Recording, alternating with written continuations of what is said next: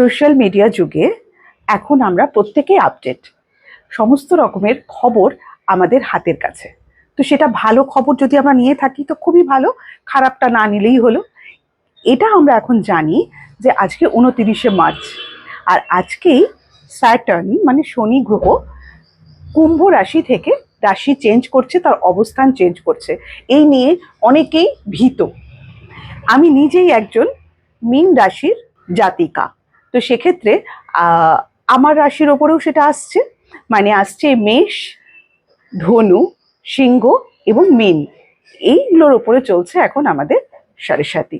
তো তার জন্য ভয় পাওয়ার কোনো কারণ নেই, কারণ কোনো মানুষের জীবনে খুব যে ভালোভাবে চলছে সেটা নয়, পৃথিবীর অবস্থা খারাপ। তাই এই রাশিগুলোর ভয় পাওয়ার কিচ্ছু নেই। আর শনি দেবতা হলেন এমনই একজন দেবতা যার উপরে কৃপা দৃষ্টি দেবেন তাদের কিন্তু ভালো হবে। তো তিনি হচ্ছেন ভীষণ ডিসিপ্লিনড। তাই প্রতিটি মানুষের, এই রাশিগুলো মানুষের এখন পজিটিভ জিনিস ভাবতে হবে এবং ডিসিপ্লিন হতে হবে, যাতে অলসতা আমাদেরকে গ্রাস করতে না পারে। তাহলেই দেখবেন সমস্ত সমস্যার সমাধান হয়ে যাবে।